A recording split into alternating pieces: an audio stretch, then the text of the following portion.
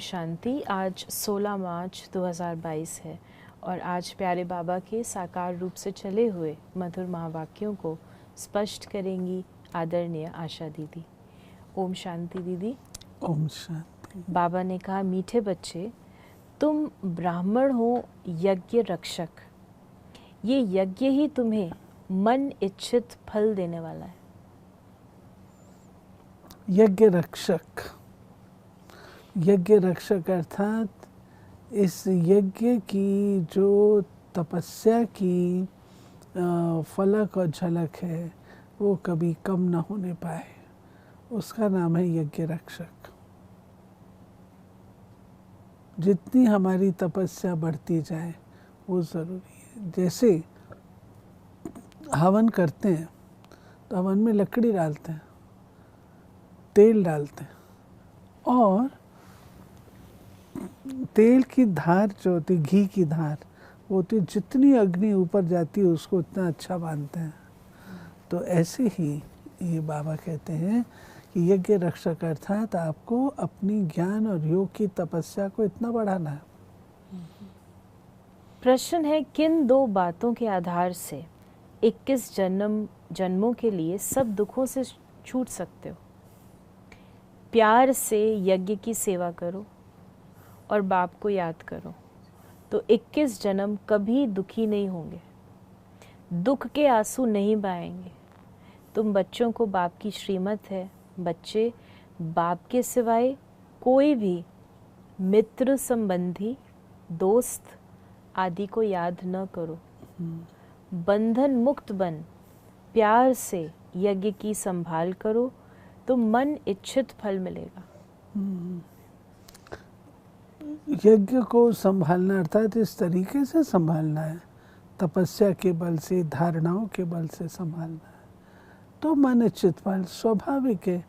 तप से राज गायब है, तप से राज, राज से नर्क और नर्क के पश्चात फिर तप। तो ये पूरा सर्कल है, साइकिल है।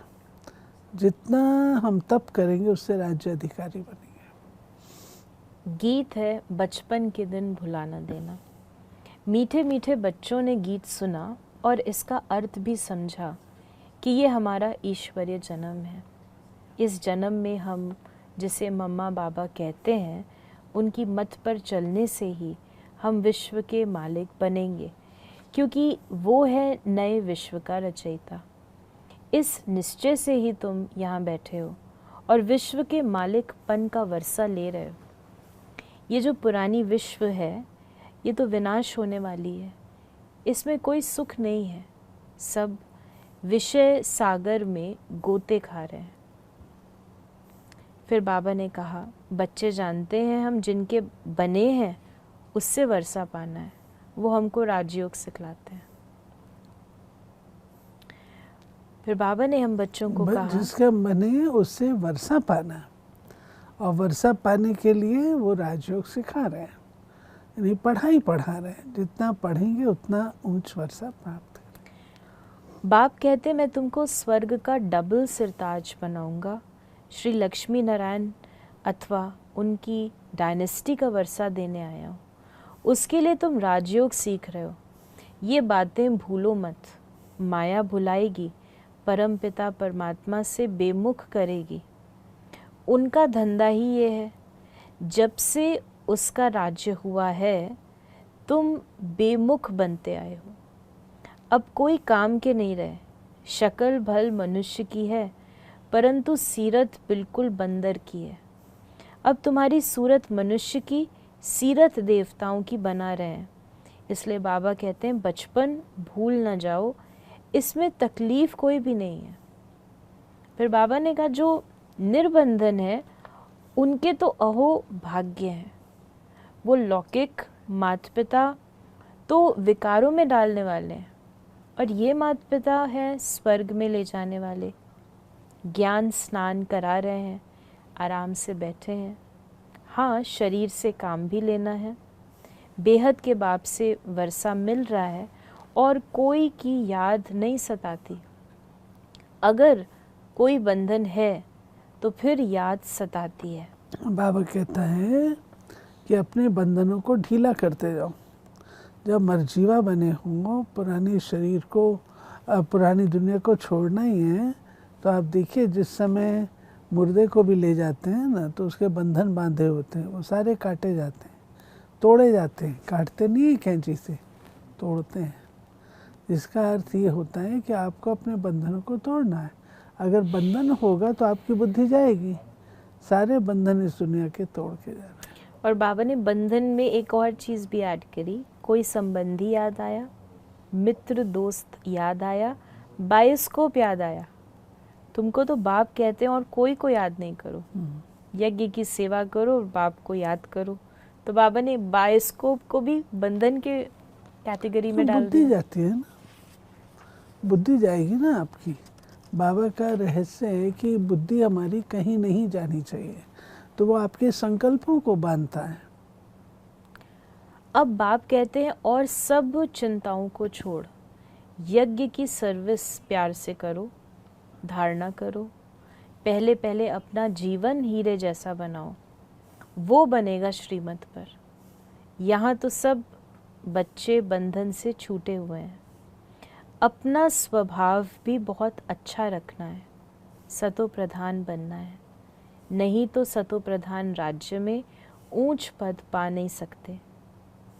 यज्ञ से जो कुछ मिले वो स्वीकार करना है। बाबा अनुभवी है, भल कितने भी बड़ा जौहरी था, कहाँ आश्रम में जाएंगे तो आश्रम के नियमों पर पूरा चलेंगे। वहाँ ऐसे नहीं मांगा जाता हमको फलानी चीज़ तो। बड़ा रॉयल्टी से जो भोजन सबको मिलता है वही खाया जाता है।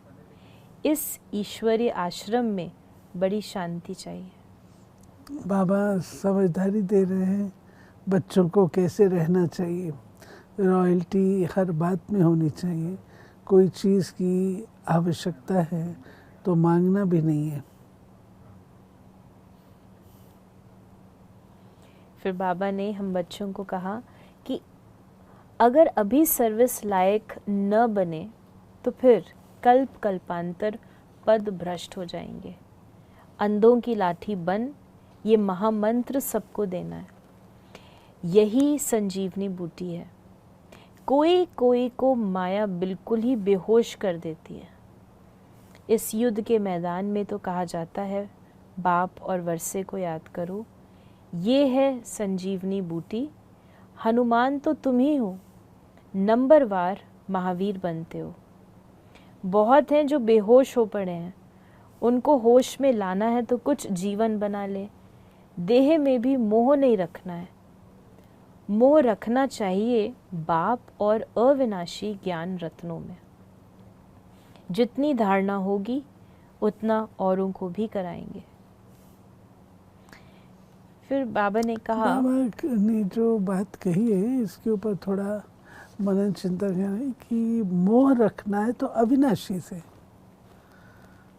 जो विनाशी चीज़ें हैं वो तो वैसे ही टूटने वाली हैं, उनसे मोह रखेंगे तो आप दुखी होंगे। लाडले बच्चे, लाडले मीठे मीठे बच्चे, बाप कहते हैं मुख से सदैव ज्ञान रतन निकालो, पत्थर नहीं निकालो। कोई भी संसार समाचार की बातें नहीं निकालो, नहीं तो मुख कड़वा हो जाएगा। तो बाबा जब कहते हैं संसार समाचार, इसमें हम न्यूज़ को भी ऐड करेंगे। न्यूज़ जो हम सुनते हैं नहीं, बाबा न्यूज़ को कहता था, बाबा भी सुनते थे न्यूज़। मैं इसलिए नहीं कह रही कि मैं कोट नहीं कर रही हूँ, परंतु बाबा हमेशा कहते हैं कि जब कोई सेवा के फील्ड में होता है तो उसको थोड़ा न्यूज़ का ज्ञान होना चाहिए, लेटेस्ट वर्तमान समय की क्या है। और जिसके लिए कोई मतलब ज़रूरत नहीं है वो फिर क्यों करे। एक समय था जो हम लोग अखबार बिल्कुल टच नहीं करते थे, लेकिन जब सेवा के क्षेत्र में हम उतरे, अब मान लीजिए किसी की डेथ हो गई और हमको पता नहीं है, हम उसे अपॉइंटमेंट ले रहे हैं, नॉलेज तो चाहिए ना। ऐसा एक आध बार हुआ, आपके साथ? मेरे साथ भी हुआ। तो वो ठीक नहीं है। इसलिए वो न्यूज़ थोड़ी बहुत देखना, टीवी पे ना देखो, अखबार में देखो, जो कुछ है अगर आप टीवी पर देखते जहाँ हैं जिसको ज़रूरत है वो देखे बस। मुरली लिखना बहुत अच्छी सर्विस है, सभी खुश होंगे, आशीर्वाद करेंगे। हाँ, ये स्टेंसिल से उस समय लिखते थे, प्रिंट थोड़ी होती थी, लिथो होती थी। तो इसलिए हमने बाबा भी लिखी है मुरली। आज बाबा ने हम बच्चों को वरदान दिया है, हदों से न्यारे रह, परमात्म प्यार का अनुभव करने वाले रूहानियत की खुशबू से संपन्न भव। जैसे गुलाब का पुष्प कांटों के बीच में रहते हुए भी न्यारा और खुशबूदार रहता है, कांटों के कारण बिगड़ नहीं जाता, ऐसे रूहे गुलाब जो सर्व हदों से व देह से न्यारे हैं, किसी भी प्रभाव में नहीं आते, वे रूहानियत की खुशबू से संपन्न रहते हैं। ऐसी खुशबूदार आत्माएं बाप के व ब्राह्मण परिवार के प्यारे बन जाते हैं। परमात्म प्यार अखुट है, अटल है, इतना है जो सभी को प्राप्त हो सकता है, लेकिन उसे प्राप्त करने की विधि है न्यारा बनना। और परमात्म प्यार को प्राप्त करने की विधि है न्यारा बनना। आपका प्यार ऑलरेडी बहुतों से होगा तो परमात्म प्यार क्यों मिलेगा?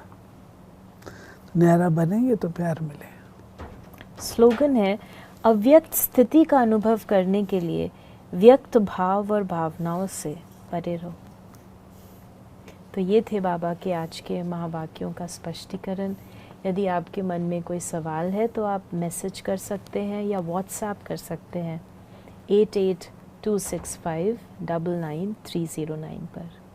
ओम शांति।